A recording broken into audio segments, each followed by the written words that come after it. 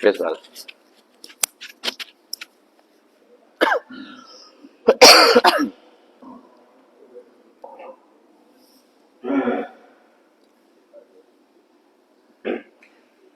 Sudah, belum?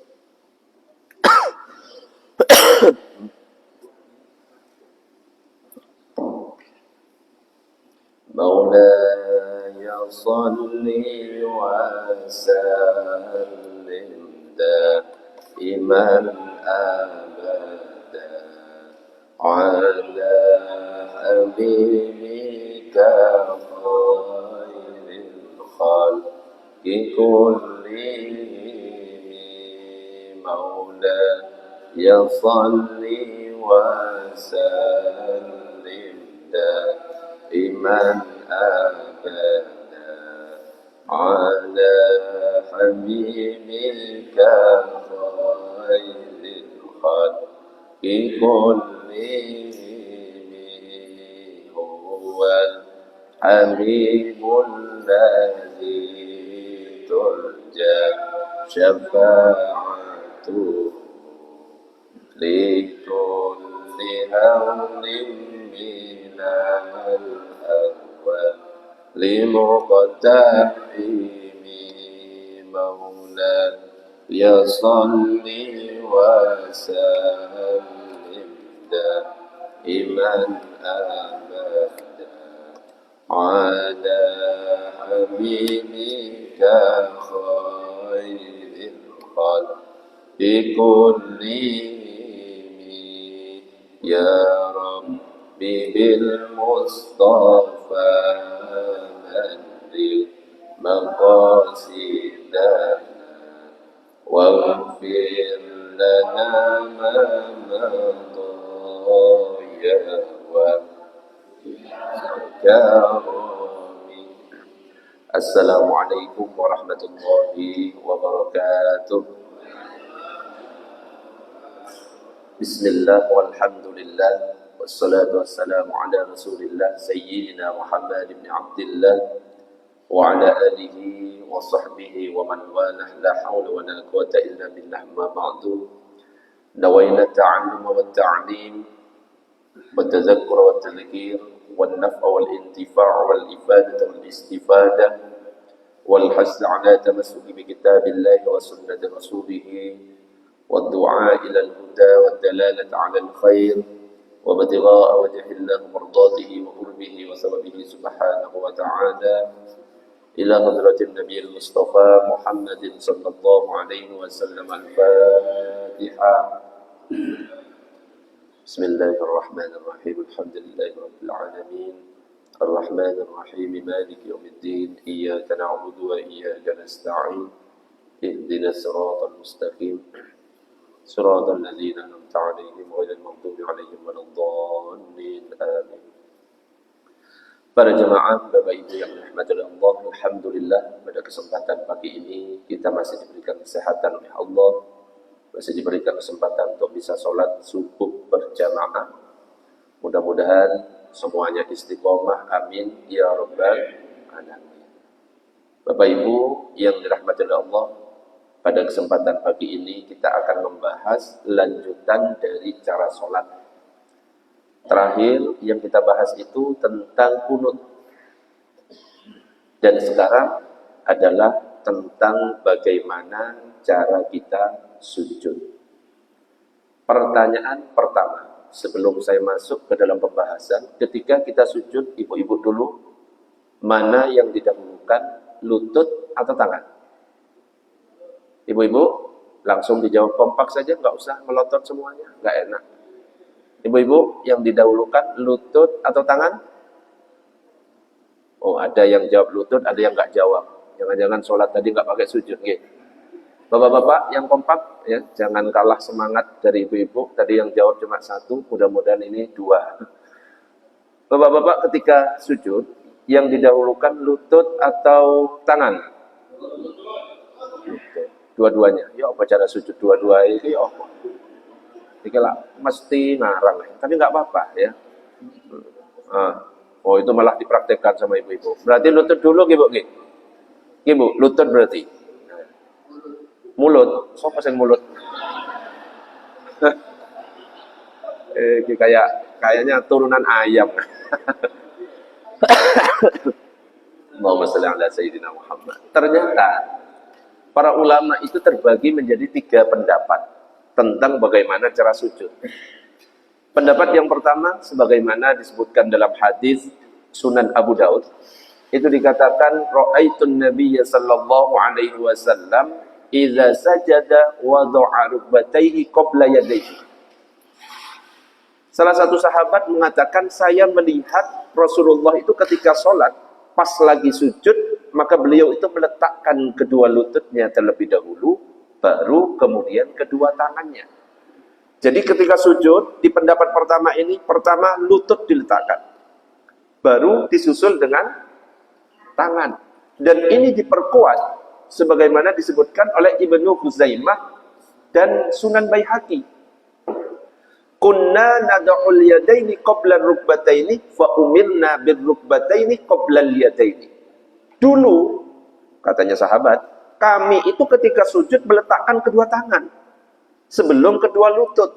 Kemudian kami diperintahkan untuk mendahulukan kedua lutut sebelum meletakkan kedua tangan. Maka pada akhirnya saya ketika sujud meletakkan lutut terlebih dahulu, baru kedua tangan. Dan ini adalah pendapat mayoritas ulama. Jumhur ulama berpendapat bahwa yang paling afdol itu letakkan lutut baru kemudian tangan. Dan ini bisa kita lihat dalam kitab Al-Mawsu'ah Al-Fiqhiyah Al-Kuwaitiyah. Zahaba jumhurul fuqaha, menurut pendapat jumhur atau mayoritas ulama fikih, wahum al-Hanafiyah, yaitu mazhab Hanafi, wasyafi'iyah, mazhab Syafi'i, wal Hanabilah, mazhab Hambali, wa jam'un min ulama'is salaf, dan sekelompok dari ulama-ulama salaf,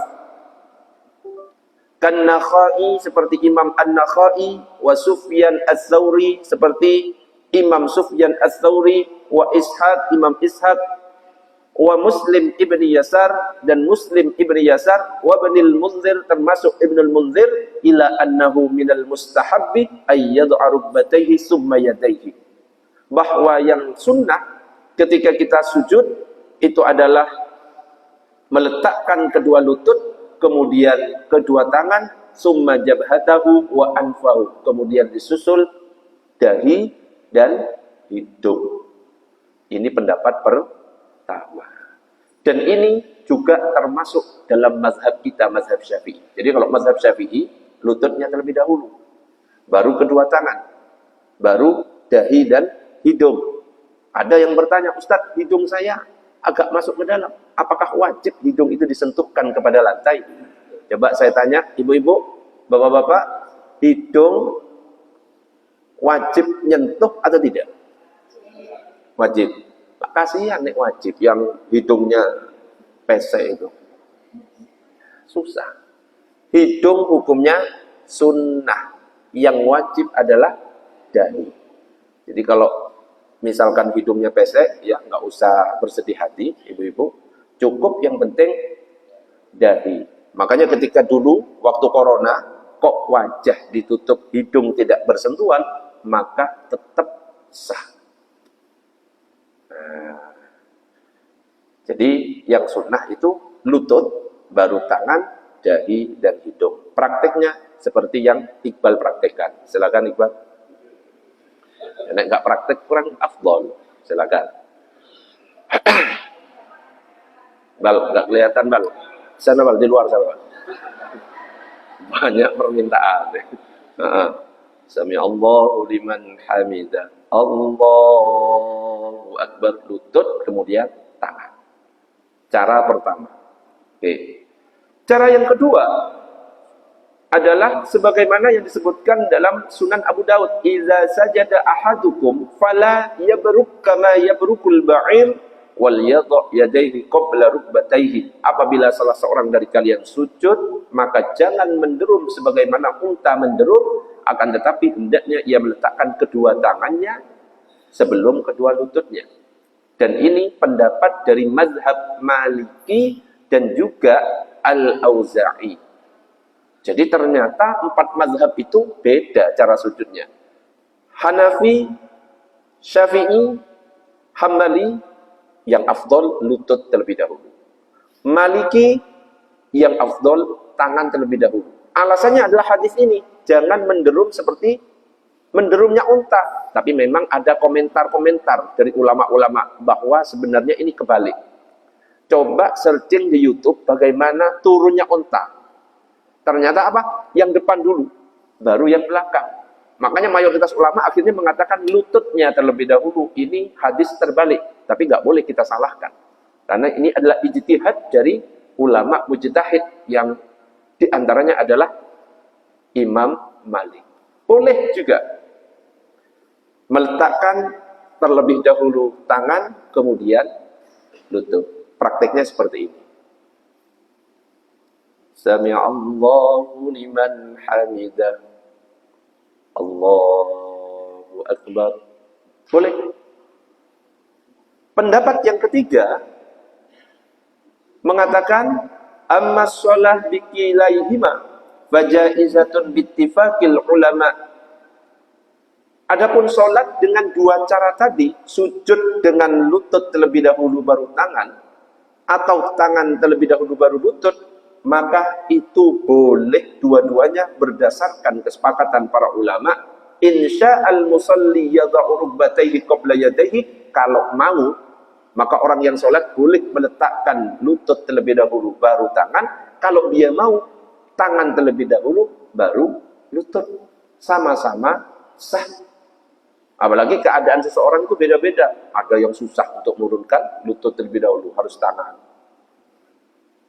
Maka ya sudah, mau pakai yang mana silahkan dipakai. Kalau kita masih mampu, ya ikutilah pendapat jumhur ulama, lututnya terlebih dahulu, baru kemudian tangan. Kalau nggak bisa, ya sudah, yang penting sujud. Yang nggak boleh itu adalah kalau misalkan jidatnya duluan, itu berbahaya, bisa menyebabkan gagal otak.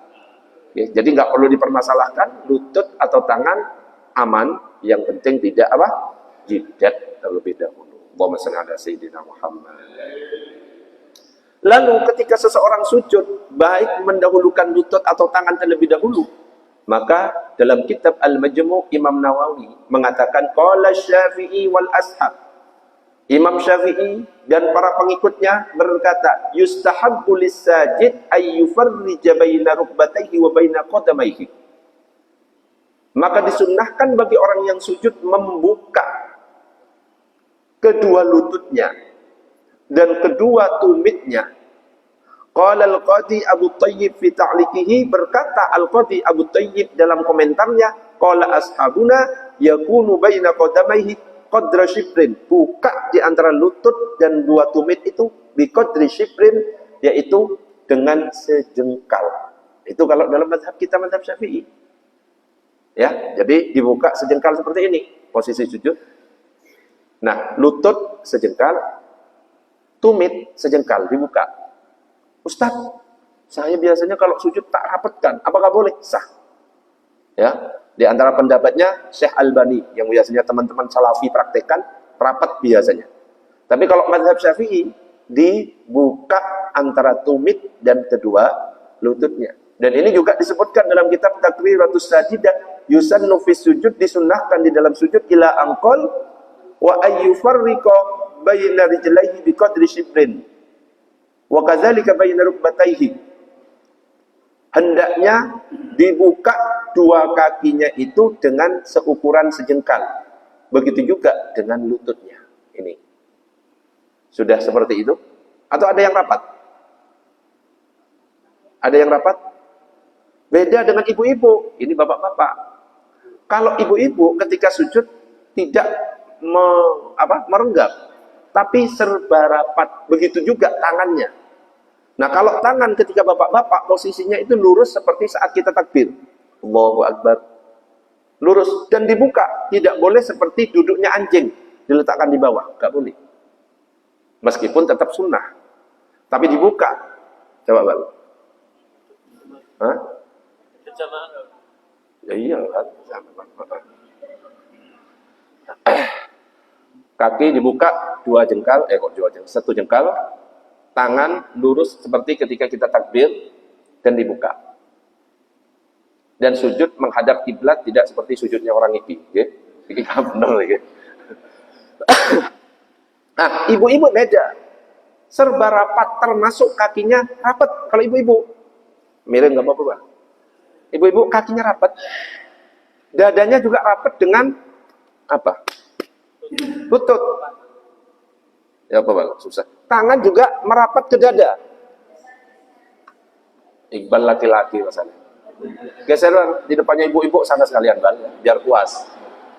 Kakian permintaan pagi-pagi kok. Nah, ya namanya laki-laki agak susah, oke? Ibu-ibu rapat, bukan gini. Tapi rapat tangannya. Coba Bang, tangannya gimana, Bang? Hah? Wajah itu di antara dua tangan. Masukkan. Nah. Di antara dua tangan. Nah, terus rapat. Ya, itu perutnya Iqbal buncit, jadi nggak bisa turun ke bawah. Jadi mohon dimaafkan, ya. Harap maklum. Jadi antara sujud laki-laki dan sujud perempuan agak berbeda. Allahumma shalli ala sayyidina Muhammad. Oke, sebelum dilanjut tentang syarat-syarat sujud, ada pertanyaan sampai di sini tentang bagaimana cara sujud. Monggo kalau ada pertanyaan. Monggo, mic-nya boleh digeser.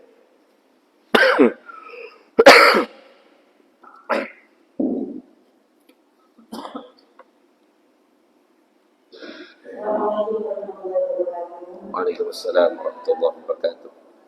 Mengenai cara sujud wanita itu tadi ya Ustaz, itu saya juga pernah melihat cara sujud wanita itu seperti cara sujudnya laki-laki. Jadi tangannya dibuka agak lebar dan memang tidak merapat seperti yang disampaikan Ustaz dari saya. Kalau seperti itu bagaimana untuk sholatnya Ustaz?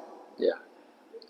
Bagaimana jika ada wanita sujudnya tidak merapat seperti dicontohkan tadi? Jadi kalau dalam mazhab fikih, ya, kalau kita berbicara ilmu fikih, jangan heran kalau misalkan ada pendapat yang berbeda. Makanya ketika kita ngomong masalah fikih harus santai, gak perlu ngotot-ngototan. Sing bener iki. Olehku sopo, ya. Para ulama berbeda itu gak mempermasalahkan. Dan ada memang yang seperti laki-laki ketika sujud. Dan ini berdasarkan hadis yang berbunyi, Sallu kama ra'aitumuni usolli. Salatlah kamu sebagaimana aku melihat aku salat. Salatnya Nabi itu seperti ini. Maka akhirnya dipraktekkan perempuan juga itu. Dan ini pendapat dari Syekh Albani. Ya, teman-teman Salafi itu biasanya sama antara laki-laki dan perempuan. Ya monggo. Apakah sah? Tetap sah. Cuma para ulama beda dalam masalah keafdolannya yang mana. Kalau mazhab Syafi'i afdolnya merapat. Karena nanti ada riwayat yang mengecualikan. Perempuan itu beda dengan laki-laki. Kalau perempuan serba merapat. Oke, Ibu, oke? Jadi tetap sah. Mau merapat seperti itu, yang penting kaki kanannya nggak diangkat. Nah, itu kalau itu kan kayak apa? Ya sudah, kayak gitu berarti ya. Jadi kalau mau ditanya sahnya, tetap sah. Cuma ulama beda tentang keafdolannya. Kalau mazhab Syafi'i afdolnya seperti yang dicontohkan. Kalau pendapat yang sebelah afdolnya seperti itu. Karena apa? Menurut mereka bahwa sholatnya ya sama seperti Rasulullah. Rasulullah gini baik laki-laki ataupun perempuan ya seperti itu. Itu. Ada lagi pertanyaan? Monggo silakan. Boleh. Kalau misalnya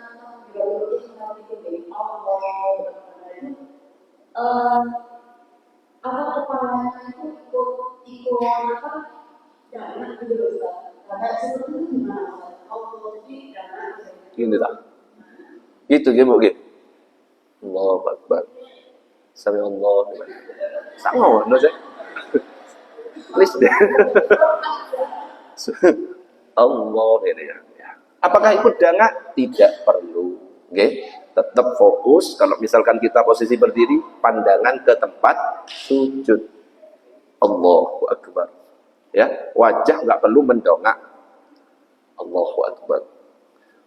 Allahu Akbar. Nggak usah kayak gitu. Jadi kayak boneka di mobil itu ya, kalau kena cahaya matahari, goyang-goyang seperti itu. Termasuk ketika salam.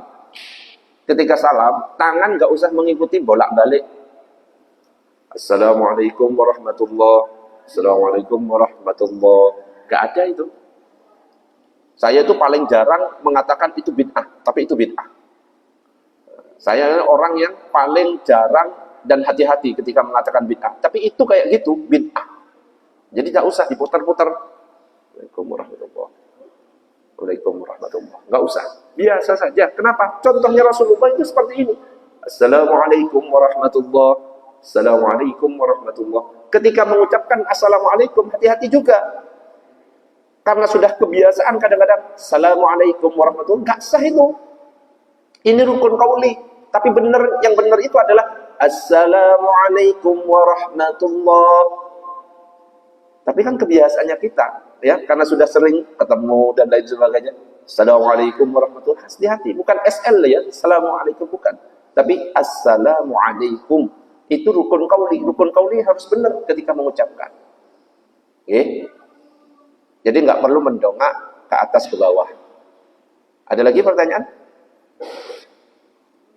Ini ibu-ibu, monggo silakan. Waalaikumsalam warahmatullahi wabarakatuh.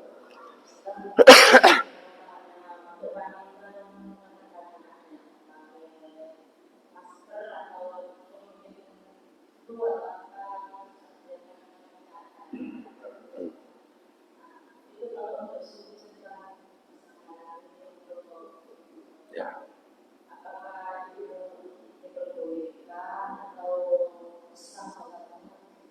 Ya.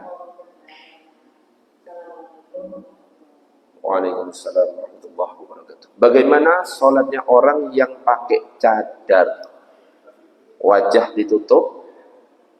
Cadar itu macamnya ada macam-macam. Ada yang dahinya tertutup, ada dahinya yang terbuka.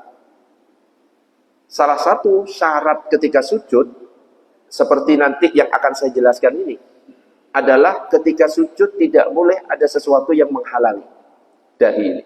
Kalau cadarnya tipe yang menutup dahi, kemudian dia sujud, sholat tidak sah. Tetapi kalau misalkan tipenya seperti jilbab seperti ini, cuma wajah yang ditutup, hukumnya sah tapi makruh. Karena afdolnya ketika lagi sholat dibuka, kecuali kalau khawatir timbul fitnah.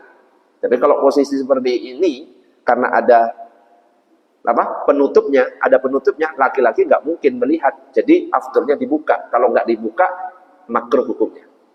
Kecuali kalau misalkan nggak ada satirnya, nggak ada penutupnya, satu kayak gini, laki-laki di depan, perempuan di belakangnya. Kalau dia khawatir ada yang melihat ke belakang, terus timbul fitnah dan lain sebagainya, boleh tetap ditutup.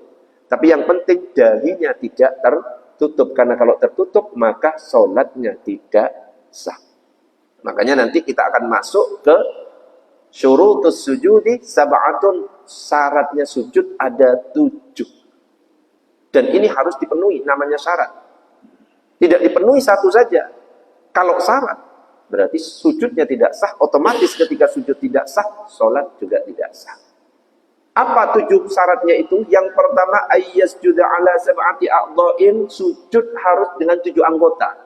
7 anggota itu 1 dahi, 2 telapak tangan, dan 3 ini. 4 dan 5 kedua lutut.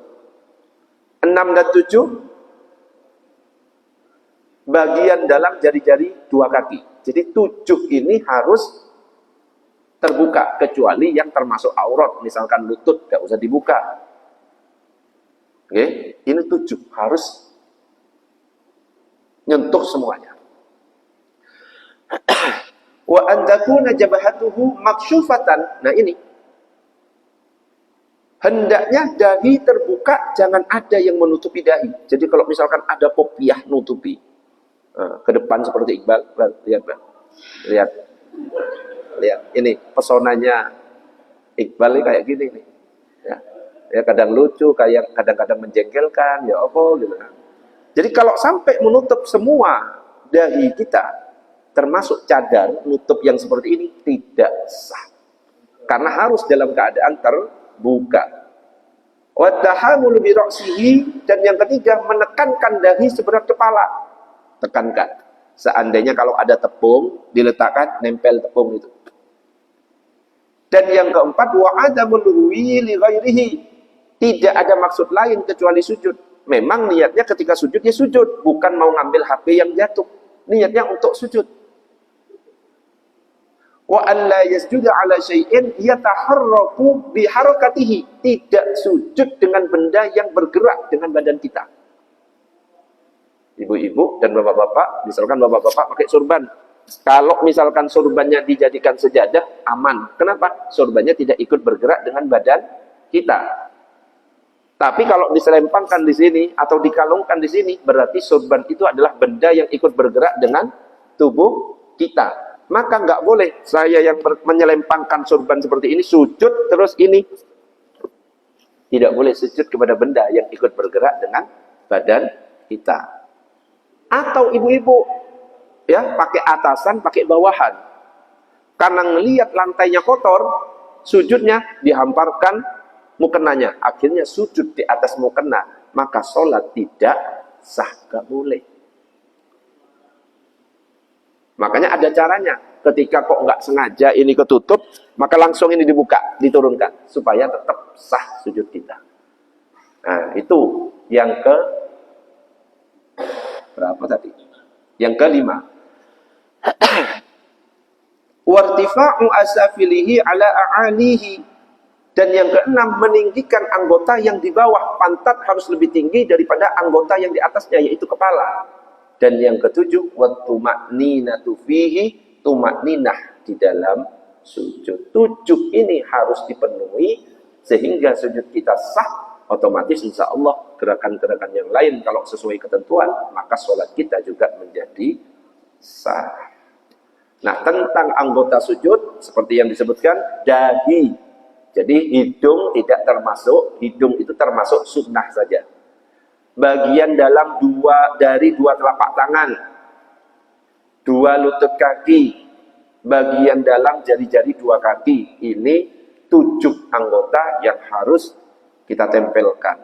Nah, sekarang ada pertanyaan, bagaimana kalau seandainya saya sujud terus di dahi saya ada 3 helai rambut yang menghalangi, sah atau tidak? Sah atau tidak? Ada 2 helai. Superman misalkan sholat, rambutnya kan gini. Dan siapa tahu Superman sholat, rambutnya nggak isok di atas kan, turun terus akhirnya sujud ke. Gimana? Sah enggak? Sah atau tidak? Gimana? Kasihan Superman ya, susah sholatnya, soalnya ada esnya. Bagaimana kalau ada sebagian yang menutupi? Maka disebutkan dalam kitab Qala Syafi'i, berkata Imam Syafi'i, walau sajada ala ba'di jabhatihi duna jami'iha karihtu dzalika lahu. Kalau seandainya ada orang kok ketutup sedikit, ya 2 lembar, 3 lembar, tidak semuanya ketutup. Kalau otomatis ada poni yang menutup dahi full semua kepala, tidak sah. Tapi kalau ada bagian yang terbuka, dahi ada bagian yang menyentuh, ada yang ketutup oleh rambut, maka itu hukumnya makruh, walam yakun alaihi i'adatun, dan tidak perlu mengulang, li'annahu sajidun ala jabhatihi, karena dikatakan masih dianggap sujud kepada dahinya. Tetap sah, tapi hukumnya makruh. Itu.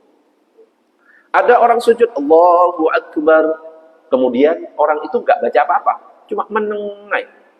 Kemudian duduk, Allahu Akbar, Rabbighfirli warhamni. Dia nggak baca apa-apa ketika sujud. Sah atau tidak? Ini jangan-jangan tadi nggak baca sama sekali. Baca, gitu. Ngantuk ya. Sah atau tidak? Nah, pembahasan itu dibahas dalam kitab Al-Majmu' yang ditulis oleh Imam Nawawi. Far'un fit tasbihi wasairil azkar fir ruku' was sujud. Ya, cabang yang menjelaskan tentang tasbih yang kita baca atau zikir-zikir yang kita baca saat rukuk dan sujud.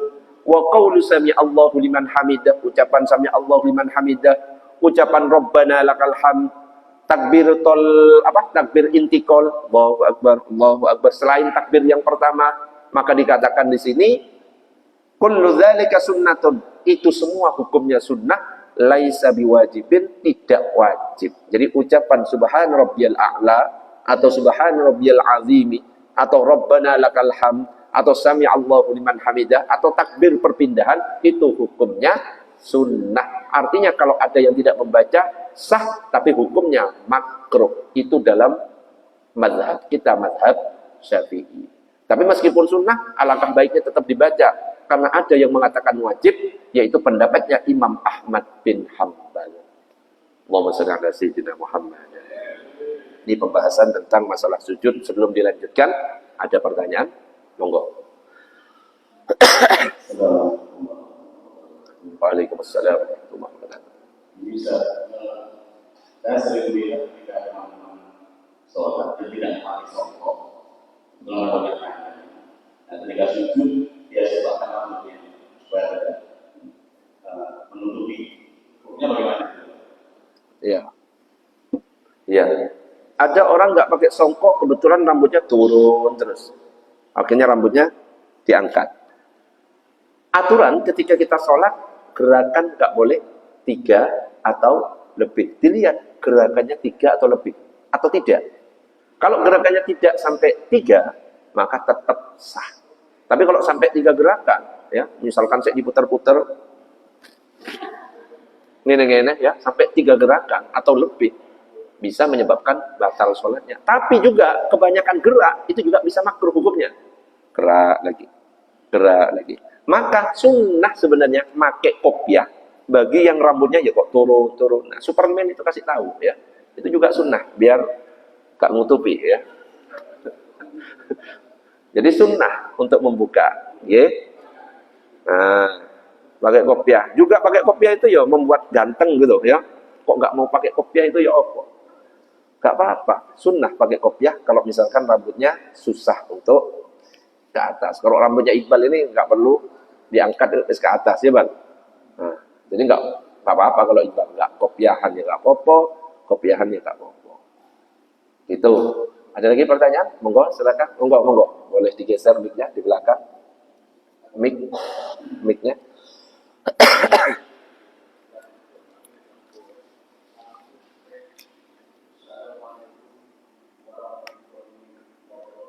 Waalaikumsalam warahmatullahi wabarakatuh. Salam. Assalamualaikum warahmatullahi wabarakatuh. Itu gerakan pertama. Yang sesuai itu kaunan Assalamualaikum warahmatullahi wabarakatuh. Itu kepala yang itu menggunakan tangan juga. Ya. Hukumnya sudah apa? Hukum jelas. Ya. Ketika mengucapkan salam, gini berarti ya. Assalamualaikum warahmatullahi wabarakatuh. Assalamualaikum warahmatullahi wabarakatuh. India beda. Assalamualaikum. Assalamualaikum. Ya Allah. Jadi salam itu tidak mengubah apa ini? Dada kita. Terus akhirnya nyamping dari kiblat, enggak. Tapi yang menoleh cukup kepala saja. Ya, ketika badan ikut bergeser seperti ini, itu bisa membatalkan sholat kita. Ya, makanya hati-hati. Cukup tegak, tegak, tungguin ya. Sabarlah. Ya. Saya mau batuk soalnya. Aduh, ini batuk soalnya dari tadi. Tegak, ketika tegak, pandangan kemana?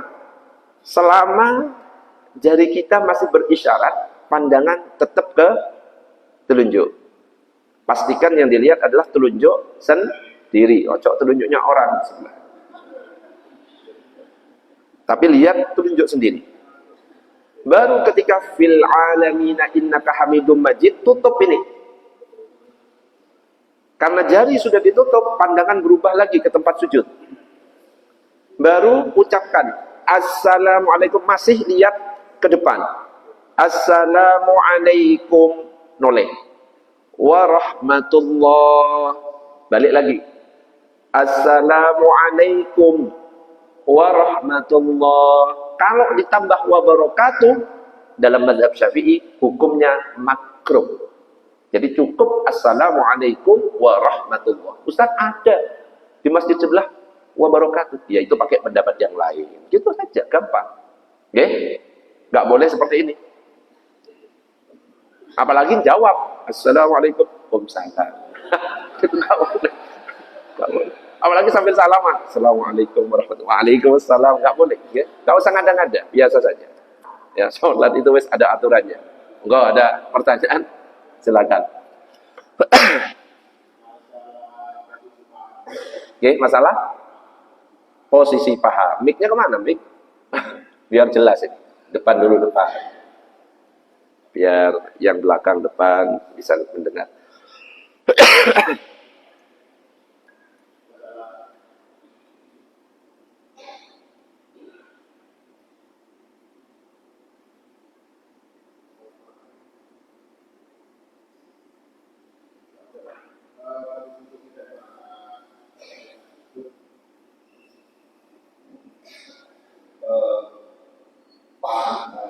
Itu kita sudah derajat. Kita pertimbangan dengan 120 derajat atau untuk senyamannya kita saja.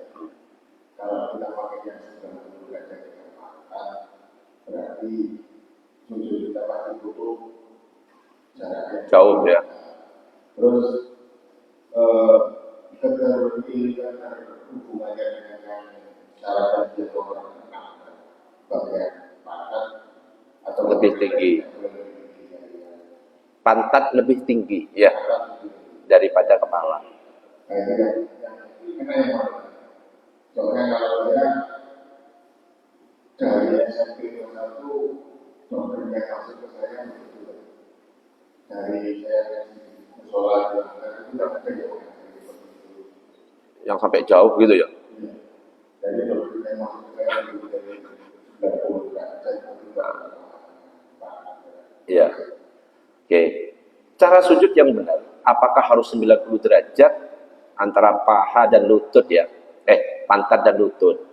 Bukan pantat dan kepala. Nih, pantat dan kepala 90 derajat berarti nggak sujud. Ya apa Bal? Coba. Coba. Nawang. Nih, pantat dan kepala. Pantat dan kepala 90 derajat ini kayak gitu. Pertanyaannya harus diluruskan ya. Berarti lutut dan pantat. Apakah 90 derajat? Berarti agak jauh. Makanya ada yang sujud ya sampai jauh kayak gini. Orang jauh kan. Ya. Ya, karena kebetulan di belakang imam sampai nyundul pantatnya imam. Ya, bener kan? Sampai jauh kayak gini. Allahu Akbar. Saya juga melihat seperti itu. Apakah memang ada aturan? Tidak. Ya. Aturannya itu ya nggak begitu jauh amat. Standar sesuai urf kebiasaan pada umumnya yang enak dan nyaman. Yang penting aturannya apa? Tangan nggak dirapatkan, diangkat. Yo nggak usah harus panjang seperti itu. Coba biasa standarmu, Bang. Nah, biasa saja. Ya, nggak usah terlalu panjang-panjang banget. Ya, nggak ada aturan dalam Al-Quran atau dalam hadis ataupun dalam kitab ulama bahwa ketika sujud antara pantat dan lutut harus 90 derajat. Tidak pernah disebutkan. Ya, nggak pernah disebutkan.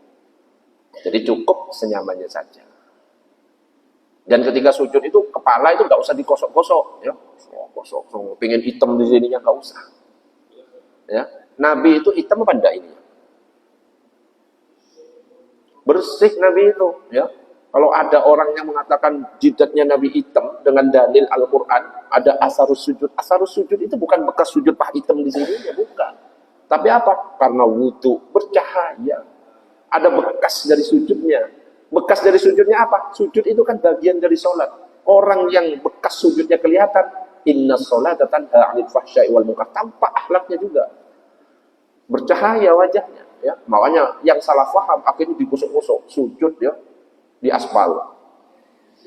Pengen hitam. Tapi ya bukan menyalahkan orang yang ininya hitam, karena kadang-kadang ada yang memang model kulitnya ada yang tipis. Ya, sujud sedikit ada bekas, enggak masalah.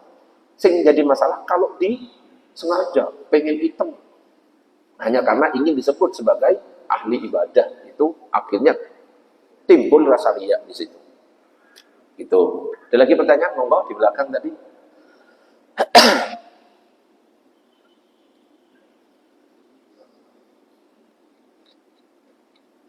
Assalamualaikum. Waalaikumsalam warahmatullahi wabarakatuh. Mohon dijelaskan Ustaz, untuk sholat kita seandainya sholat maghrib atau sholat isya dari awal sehingga dari pertengahan kita ini ada batu. Dari batu ini keluar Dahak. sehingga kita bisa dikeluarkan dari sholat. Kemudian sampai akhir salam, nah kita ini tidak bisa mengucapkan seperti Allah Akbar, Sallallahu Alaihi Wasallam dan doa yang lainnya itu, sehingga sampai salam hukumnya bisa dilakukan. Terima kasih. Ya. Oke, ketika lagi sholat batuk sehingga sampai keluar dahak, ya, salah satu hal yang membatalkan sholat itu ketika kita makan sesuatu, meskipun tidak mengenyangkan. Ada bekas satu butir nasi, terus kita seruput masuk ke dalam, itu batal. Meskipun tidak mengenyangkan, termasuk dahak. Kalau dahaknya masih nyantol di sini, aman. Tapi ketika dahak sudah keluar di area mulut sini, paham maksudnya? Di lidah-lidah gini, itu gak boleh kita telan lagi. Kalau kita telan, itu dianggap makan. Dan itu bisa membatalkan sholat kita. Gimana caranya? Kalau memang ngerti, ya, kondisinya batuk yang berdahak, siapkan tisu harusnya. Boleh kita ambil, yang penting gerakannya tidak melebihi, tidak tiga gerakan atau lebih. Pernah saya sampaikan, orang yang meler misalkan, ingus, boleh kita bersihkan pakai tisu. Siapkan di sini. Kalau memang sudah ngerti dia itu batuknya berdahak atau lagi meler dan lain sebagainya, kok tiba-tiba sholat meler, ya, jangan malah dijilat, jangan, ya. Terus rasanya apa, Pak? Oh, ya pernah iki. Iki pelaku. Jangan, ya, bisa membatalkan kalau sampai masuk ke dalam tubuh kita, ya. Tapi boleh kita bersihkan. Bersihkannya gimana? Harus dicicil. Ibaratnya ketika kita mau maju ke depan, bergeraknya kan harus dicicil. Melangkah, tutup. Melangkah, tutup. Melangkah, tutup. Garuk, itu juga dicicil. Nggak boleh. Garuk sini, itu batal. Tapi harus dicicil. Boleh dengan dua cara. Cara pertama, seret, balik. Sek gatel, seret, balik. Sebelahnya gatel, nggak perlu terlalu perhatian. Jangan terlalu perhatian, cukup dirinya sendiri saja. Itu cara pertama. Cara yang kedua, boleh tapi ditempel ini. Dan ini nggak boleh gerak. Ini ditempel, ini yang gerak.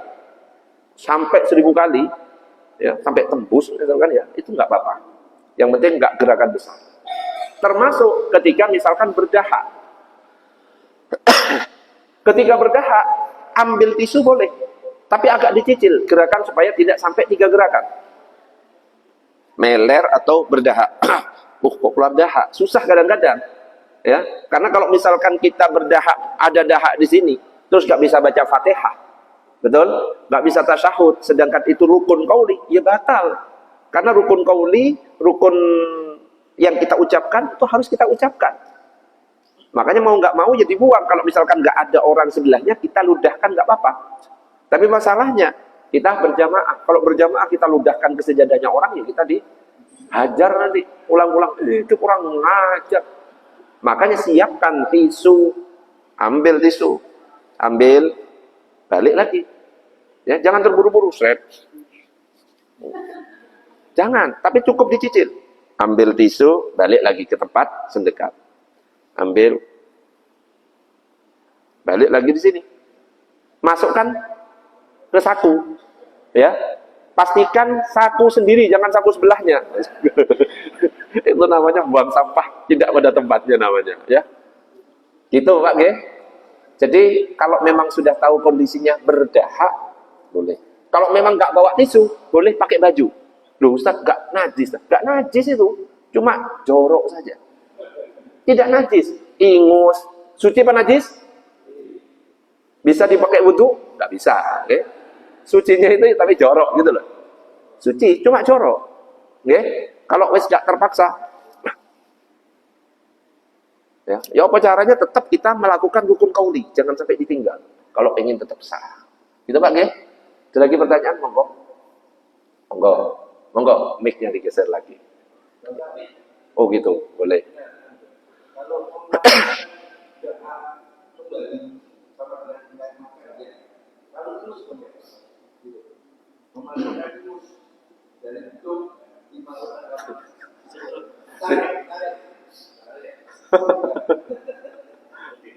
Terus dilap, aduh. Jadi ingus, ini kan lah jadi bahas masalah peringusan, okay? Ini sujud nyampe ke masalah ingus. Ingus itu ada beberapa jenis. Ingus itu ada beberapa jenis. Ada ingus standar. Ini pembahasannya opo ini. Saya mau minum lah. Jadi gak mood minum saya. Gara-gara pertanyaan gini-gini. Jadi ada yang memang flu-flunya standar. Kayak saya. Gak ada ingusnya. Satu. Yang kedua ada ingus tipe tahap kedua. Ya. Jadi ada, tapi nggak sampai pas bisa masuk ke dalam. Cuma standar. Nggak sampai mengalir. Nggak sampai masuk ke dalam. Cuma nyantol lah ya. Tipe ketiga, tipe ekstrim. Ya. Terus meler, warnanya agak apa? Hijau, itu berarti. Itu saya ngerti warnanya. Memang sengaja nggak tak sebutkan. Saya pengen tahu di sini yang biasanya kayak gitu itu siapa. Ternyata ada. Warnanya agak hijau, terus diseruput, trot sampai masuk ke dalam. Hati-hati, karena lubang hidung itu nyambung sama mulut. Kalau sampai masuk ke area situ, itu ya bisa membatalkan juga. Tapi kalau standar saja ya nggak apa-apa. Makanya kalau meler, siapkan tisu. Ya, kalau nggak ada tisu, pakai sorbannya nggak apa-apa. Ya tapi sorban sendiri. Katanya Ustaz pakai sorban sebelahnya dipakai. Ya nggak boleh juga, ya. Oke, ada pertanyaan, monggo silakan. Ini sholat tadi selesainya jam 4 lebih 10. Ini sudah jam 5. Kurang 10 menit lagi. Monggo, baru satu sujud ini, baru sujud. Belum duduk di antara dua sujud. Belum tasyahud, belum salam, belum amalan-amalan setelah sholat. Belum nanti jenis-jenis sholat. Ya, sholat tahajud, sholat tasbih, sholat hajat. Itu akan dibahas semuanya. Belum nanti dibahas bagaimana kalau sholat saya pegang Al-Quran. Bagaimana kalau saya sholat di situ ada Al-Quran saya buka. Terus pengen ke halaman berikutnya saya maju ke depan. Boleh banda. Nah itu nanti pembahasannya banyak. Sekarang masih cara sholat. Ada pertanyaan? Monggo. Oh, monggo silakan.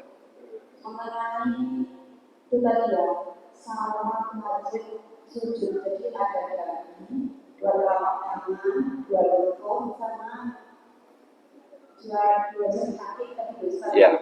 Nah pertanyaan saya itu begini, bagaimana kan wanita itu kan perempuan itu kan ada yang ini putungan yang besar, dan itu juga jadi telapak tangannya itu tidak menyentuh dengan sempurna. Ada juga yang ada sebagian menyentuhkan.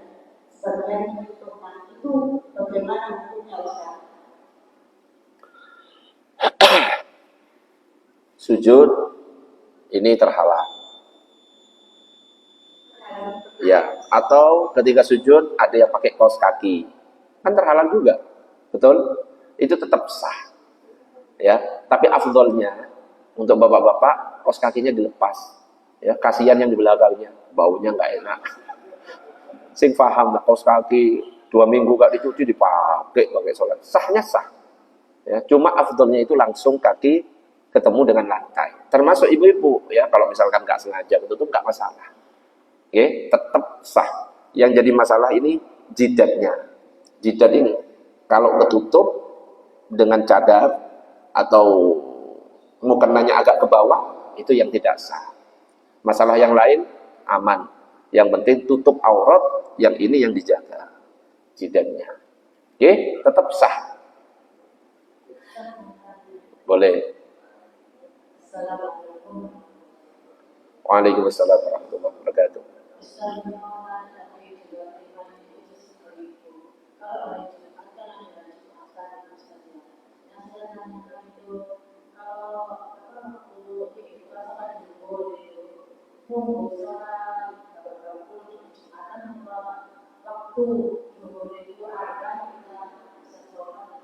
Ya,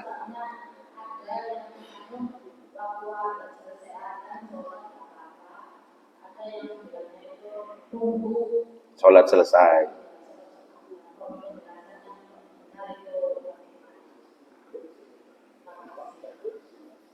Ini babnya masuk sholat Jumat. Ini sebenarnya ada pembahasan masalah fikih sholat Jumat. Dan ini secara rinci. Nanti akan dibahas. Mudah-mudahan filenya sudah saya copy. Tak tunjukkan dalilnya. Kalau nggak ada nanti pas fikih sholat Jumat. Akan dibahas. Apakah perempuan wajib menunggu ketika ketika sholat Jumat nunggu sampai selesai atau tidak? Saya sebentar, mudah-mudahan file sudah tercopy. Kira-kira kalau ibu-ibu yang di sini pakai menunggu atau tidak? Nunggu suaminya pulang. Oh, saya sebentar. Ya. Nah. Jadi semangat kok bertanya. Ya boleh. Kalau dalilnya sudah tak bawa, tak tunjukkan. Kalau belum, nanti ya. Saya tak jawab dulu, baru tak tunjukkan dalilnya. Jadi ada dua pendapat di sini. Tapi ternyata pendapat yang sahih, orang yang tidak ada hubungannya dengan kewajiban ikut sholat Jumat, tidak perlu menunggu sholat Jumat selesai. Paham maksudnya? Jadi ibu-ibu, azan tet sebenarnya gak perlu menunggu Jumatan itu turun. Langsung bisa melaksanakan sholat duhur. Kenapa? Ibu-ibu gak ada hubungannya dengan sholat Jumat. Kenapa? Ibu-ibu gak ada kewajiban melaksanakan sholat Jumat. Adapun kalau misalkan ibu-ibu mau sholat Jumat, itu boleh. Dan kalau memang dia sudah sholat Jumat, gak perlu sholat duhur. Pendapat satu. Dan ini pendapat yang kuat sebenarnya. Tapi yang banyak diamalkan, termasuk di Pamekasan, di Madura, nunggu Jumatan selesai. Dan ini pakai pendapat dua. Ini pendapat sedikit dari para ulama. Jumatan selesai. Ya. Tapi yang benar, yang pertama tadi, sebenarnya ibu-ibu nggak usah nunggu. Kenapa? Nggak ada hubungannya dengan sholat Jumat. Nah, yang wajib menunggu, orang yang punya kewajiban sholat Jumat, terus dia nggak sholat Jumat. Iqbal misalkan nggak sholat Jumat, nggak boleh sholat duhur sebelum sholat Jumat itu selesai. Kenapa? Dia ada hubungannya dengan Jumatan. Nah, itu dalilnya. Ini belum saya temukan di sini, belum. Ini lagi saya ambil. Jadi sudah ada file-filenya. Cuma kan file saya banyak. Gak cuma satu. File tentang fikih sholat Jumat. Ini onok langsung tak munculkan. Tapi pernah tak bahas kan kali ya? Nah, saya sambil nunggu saya memunculkan dalil, ada pertanyaan yang lain? Monggo silakan. Ibu. Oh ini ada.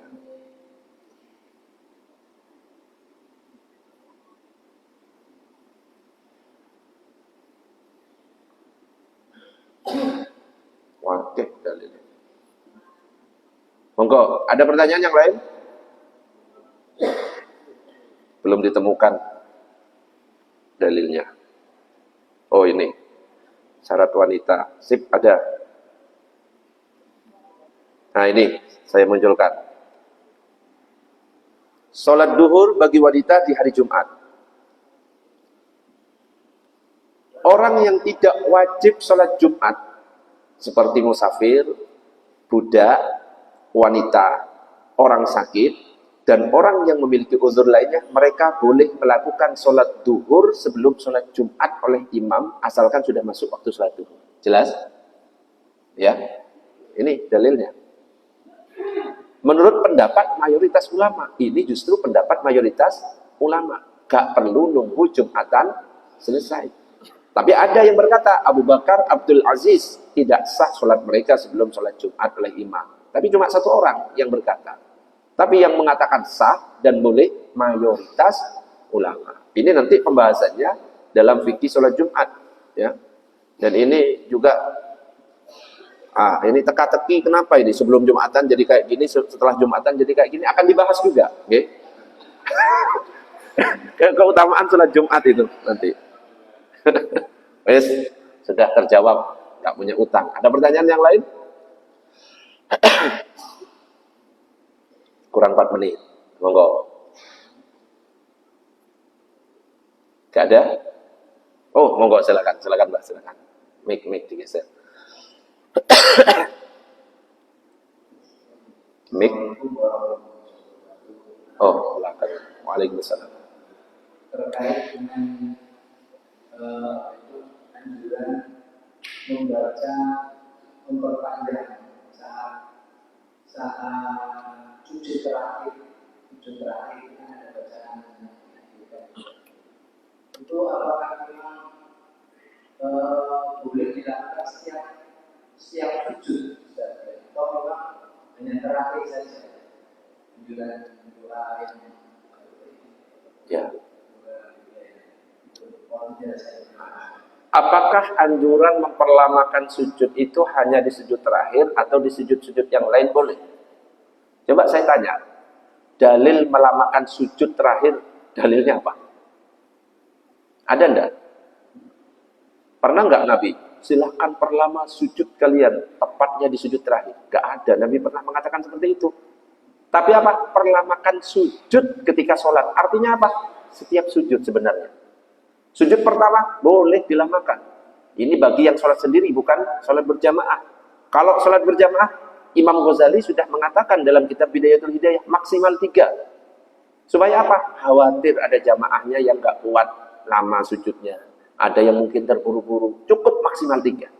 Baru kalau sholat sendirian, monggo dilamakan dan tidak dikatakan hanya sholat di sujud terakhir saja, tapi di setiap sujud. Kenapa? Waktu terdekat antara seorang hamba dengan Rabb-nya itu adalah ketika sujud. Maka perbanyaklah sujud. Gak pernah Nabi mengatakan perbanyaklah sujud, perlamalah sujud di sujud terakhir, tapi di setiap sujud. Cuma itu kebiasaan kita saja, ngambilnya di sujud terakhir. Jadi bukan sunnahnya di sujud terakhir, enggak, tapi di setiap sujud. Kebiasaan kita ngambil sujud terakhir supaya tidak memberatkan jamaah. Kalau kita memperlamakan di setiap sujud, berat enggak bagi jamaah? Berat. Ya, jadi itu cuma kebiasaan kita, tapi sunnahnya di setiap sujud. Oke? Jelas? Ada pertanyaan lagi, monggo? Ada, monggo silakan. Ini yang saya tanyakan itu mengenai merawatkan barisan sholat itu. Biasanya kan imam kan lurus dalam mengamalkan itu. Nah, sedangkan sekarang ini saja itu bisa besar. Jadi yang rapat itu bukan orangnya, tapi zazannya. Seperti itu benar. Jadi kadang saya sendiri itu kalau misalnya sholat, saya kalau sebenarnya besar, memang saya akan terangkat ke sebelah saya. Kalau saya sebelah kanan, ya udah saya terangkat ke kiri. Tapi kalau saya yang sebelah kiri, saya selalu menggeser ke agak bentar. Nah, jadi sasarannya ini tumbuh atau kayaknya enggak ini loh misalnya. Dan kedua, jadi lagi jadi satu, ada satu jadi 2. Ya, paham. Ya paham.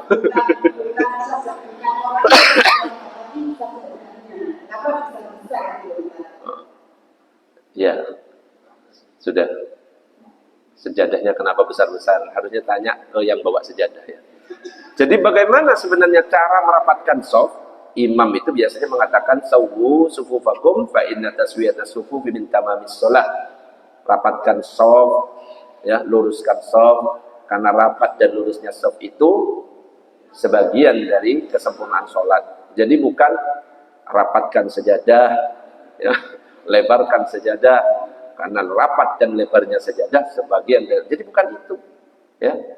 Makanya kalau misalkan kita membawa sejadah kok lebar, jangan pas dikuasai sendiri. Kalau lagi sholat, kalau selesai sholat boleh duduk di masing-masing sejadah, boleh sejadahnya lebar.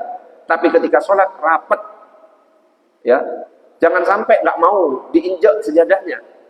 Naik rapat harus rapat. Ya, karena kalau renggang di situ itu ada setan yang akan membisikkan. Ya, loh, gak apa Ustaz, setan ikut sholat, ngawur aja. Justru kalau misalkan setan ikut sholat, ya, kita yang akan terganggu. Makanya diinjak sejadah nggak apa-apa, sejadahnya lebar nggak apa-apa. Kalau perlu bawa karpet, ya. Satu orang bawa satu karpet nggak apa-apa. Tapi ketika lagi sholat, sawu sufufakum, langsung rapat, diinjak sementara nggak apa-apa. Kalau sudah salam, boleh duduk di masing-masing sejadahnya. Memang kadang-kadang yang buat sejadah itu bukan orang Islam saja, ya. Orang-orang di luar sana kadang-kadang membuat sesuatu yang dipakai oleh orang Islam untuk apa? Memecah belah, merusak kesempurnaan ibadah orang Islam. Tapi kita nggak sadar, ya. Dengan apa? Semakin lebarnya sejadah, sehingga tambah renggang, tambah nggak sempurna, tambah nggak akrab satu sama lain. Loh, itu cara-cara musuh-musuh Islam yang tidak kita sadari. Makanya boleh bawa sejadah yang besar, tapi ketika lagi sholat harus rapat dulu. Merapatnya soft itu juga ada caranya. Ya, kadang-kadang ada kan yang sampai jarinya diinjak, benar? Ya, yang ada itu rapatkan soft, injaklah jari kaki soft, bukan, ya, bukan. Kalau misalkan ada yang sampai merapatkan, nyentuh tumit dengan tumit, lutut dengan lutut, bahu dengan bahu, memang ada hadisnya. Jadi hadisnya itu disebutkan di sini riwayat Anas bin Malik, dan itu riwayatnya Imam Bukhari, sahih hadisnya itu. Dikatakan di sini haddatsana Zuhair an Humaid an Anas bin Malik anin Nabi sallallahu alaihi wasallam qala aqimu sufufakum. Nabi itu ketika sholat melihat ke jamaah, aqimu sufufakum, tegakkan shaf kalian. Fa inni arakum min wara'i dhahri, karena sesungguhnya saya melihat dari belakang pundakmu. Bisa Nabi meskipun enggak menoleh itu bisa. Akhirnya apa? Wa kana ahaduna yulziku mankibahu bimangkibi sahibihi wa qadamahu biqadamihi. Di sini ada kata ahaduna. Ahad itu artinya apa? Satu. Yang melakukan cuma satu orang. Faham? Jangan salah tafsir. Yang melakukan satu orang. Dalam riwayat yang lain dikatakan kalimatnya adalah ra'aitur rajulah. Rajulah itu satu orang. Kalau banyak, rijal. Aku melihat satu orang ternyata melakukan sampai seperti ini. Merapatkan pundak dengan pundak. Tumit dengan tumit. Dengkul dengan dengkul. Tapi saya tanya, yang melakukan berapa orang? Satu. Kalau seandainya yang melakukan semuanya akan dikatakan rijal. Semuanya melakukan seperti itu. Jadi itu yang melakukan cuma satu. Hah? Satu yang bergerak. Merapatkan ke sebelahnya. Yang lainnya nggak mau sebenarnya. Bukan nggak mau, nggak melakukan. Satu saja. Yang ini, yang gelisah sampai kayak gitu. Bukan dua. Kalau dua harusnya pakai apa? Rajulani. Kalau dua ya sama-sama gerak. Ini satu. Yang sini satunya nggak bergerak. Jadi kalau misalkan ada yang sampai kayak gitu, berarti pakai pendapatnya satu orang ini. Dan satu orang ini tidak dikatakan namanya siapa. Kalau seandainya itu orang-orang yang memang sahabat-sahabat Nabi yang besar, akan dikatakan wa kana Abu Bakar, wa kana Utsman, wa kana Sayyidina Ali. Akan disebutkan nama sahabat itu. Hanya dikatakan satu orang melakukan seperti itu. Dan itu kalau dipraktekkan pun bisa enggak kira-kira? Ini dengan ini. Tumit dengan tumit. Lutut dengan lutut. Mata kaki dengan mata kaki. Bisa enggak? Enggak bisa. Akhirnya kayak enggak jelas gaya. Yang enggak percaya bisa dicoba. Makanya standar kalau dalam mazhab Syafi'i berdirinya tetap biqadri shibrin, dengan sejengkal, minimal bahunya saja. Nah, wallahu a'lam bissawab. Enggak di wallahu a'lam ini terus sampai jam 10 malam ini. Masalahnya masuk ini. Ada pertanyaan? Kalau ada nggak apa-apa, terakhir. Kalau nggak ada cukup. Cukup ya? No. Waalaikumsalam warahmatullahi wabarakatuh. Mengimani atau jadi imam pertama yang saya katakan apa bisa aku sama imam itu dapat atau yang bisa mengatakan berjamaah. Yang kedua tanggung jawabnya karena saya dijilati imam ini sedikit pada sama imam yang tanggung jawab. Orang ini sebenarnya saya tanggung jawab seperti apa. Terus yang bisa mengatakan sholat bersama imam. Yang apa? Yang terakhir apa, Pak? Yang bisa. Oh. Maksudnya apa? Seperti apa? Ya. Ya, tentang imam, apakah nanti imam itu akan bertanggung jawab akan makmumnya? Dalam hadis itu jelas. Kullukum ra'in wa kullukum mas'ulun an ra'iyatihi. Setiap orang ini adalah pemimpin dan setiap orang akan dimintai pertanggungjawaban atas pemimpinannya. Termasuk imam sholat, makanya jangan bangga-bangga. Jadi imam sholat itu dimintai pertanggungjawaban. Kalau misalkan ada yang salah, ada yang sesuatu yang misalkan di luar ketentuan-ketentuan, ya, akan dimintai pertanggungjawaban. Makanya sebenarnya saya kalau misalkan ngisi di mana-mana itu nggak mau sebenarnya jadi imam. Kalau di sini kan diperintah ya wes maju aja. Sebenarnya nggak mau. Kemarin ngisi di Al-Marwah, saya nggak mau jadi imam. Tak persilahkan orang yang memang terbiasa di situ, yang ngerti kebiasaan jamaahnya. Khawatirnya kalau misalkan kita tamu terus ngimami di suatu tempat, padahal jamaahnya senangnya agak cepat, kita lama, dirasani. Nah itu hukumnya makruh sudah itu. Imam yang tidak disenangi oleh jamaahnya makruh berjamaah di situ. Makanya syarat-syarat jadi imam pertama, ya kalau kita bahas nanti ada akan pembahasan fikih imam dan makmum. Salah satunya adalah yang dipilih pertama apa? Apa? Yang dilihat dulu imam itu apanya? Bukan umurnya. Nek di kampung-kampung umurnya atau pemilik musholanya, bukan. Tapi yang dilihat dulu apanya? Satu, fasih, bukan. Ternyata bukan itu. Yang fasih bacaan banyak. Anak kecil bahkan ada yang sudah hafal Quran. Kalau misalkan anak yang hafalannya banyak, yang fasih bacaannya anak kecil justru lebih berhak jadi imam. Enggak. Ternyata apa?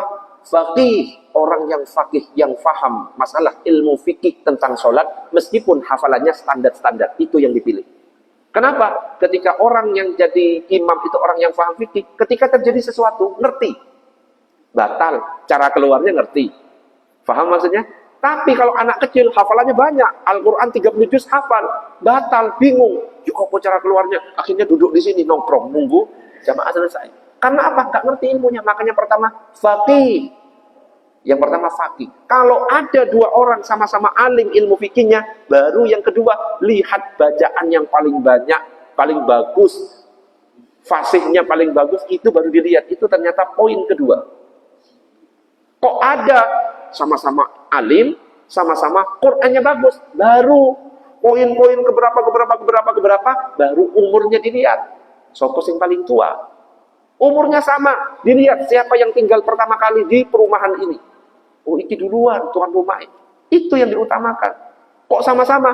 Umurnya ya sama, bacaannya ya sama-sama bagus, sama-sama alim, sama-sama tinggal di perumahannya, sama-sama tahunnya ya sama. Jadi lihat, yang paling disenangi jamaahnya. Sopo, sing paling ganteng, itu juga menentukan. Oh, iki ganteng, ya. Kenapa? Tambah senang jamaah kepada makmumnya. Ya apa sih? Tambah senang jamaah kepada imamnya, itu afdol. Ganteng ini, iki pilih ya. Itu. Ternyata itu pengaruh. Ternyata sama-sama ganteng. Dilihat yang paling sabar. Orang yang paling sabar cirinya istrinya dua, banyak diomelin di rumah. Oh, iki istrinya dua, wis kesabarannya sudah terjaga. Iki pilih, ya. Wis cukup. Oke, sampai siang ini nggak selesai. Wallahu a'lam bishawab.